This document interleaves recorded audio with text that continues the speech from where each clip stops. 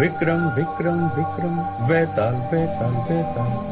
विक्रम, आज मैं तुम्हें एक कहानी सुनाता हूँ और उसमें तुम्हारी गाइडेंस चाहिए। ये कहानी है राहुल की, जो अपनी फाइनेंशियल नीड्स को ध्यान में रख के म्यूचुअल फंड में इन्वेस्ट करता था। उसने म्यूचुअल फंड्स में एक एसआईपी की थी अपने बच्चों के एजुकेशन के लिए, दूसरी की थी अपनी बेटी की शादी के लिए और तीसरी की थी अपनी रिटायरमेंट के लिए। डिसीजन तो उसका बहुत अच्छा था, long term investment for fulfilling long term financial needs.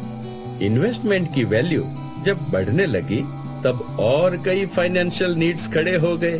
अब उसको बड़ी गाड़ी भी चाहिए, फॉरेन वैकेशन पर भी जाना है और कई सारी जरूरतों को भी पूरा करना है। इसीलिए वो अपनी एसआईपी की वैल्यू में से विड्रॉल करने का सोच रहा था। सुना है तुम्हारे पास काफी नॉलेज है और सही डिसीजन लेने का एक्सपीरियंस भी है, तो बताओ ना, ये सिचुएशन में उसको क्या करना चाहिए? अरे, जब एसआईपी अपनी स्पेसिफिक फाइनेंशियल नीड्स पूरी करने की है, तब उसी के लिए ही तो फंड का यूज होना चाहिए। अगर राहुल अपनी फाइनेंशियल नीड्स पूरी करने से पहले ही फंड से विड्रॉल करता है, तो वह उन फाइनेंशियल नीड्स को टाइम पर पूरी नहीं कर पाएगा।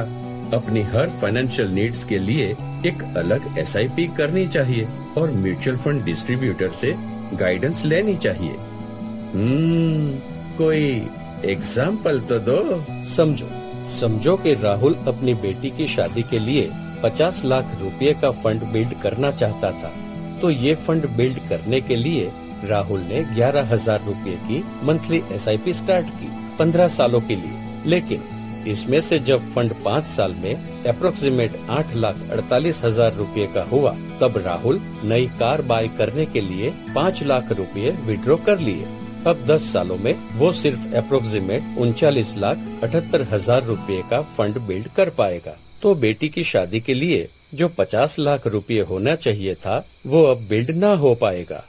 इसीलिए मेरी गाइडेंस यही होगी कि जिस नीड के लिए एसआईपी की है, उस नीड के पूरे होने तक एसआईपी कंटिन्यू रखे और उसमें से फंड्स विड्रॉ ना करे।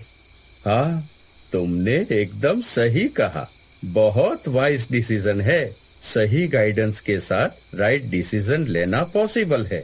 जैसे मैंने विक्रम की गाइडेंस ली, वैसे ही आपको भी एक म्यूचुअल फंड डिस्ट्रीब्यूटर की गाइडेंस लेनी चाहिए।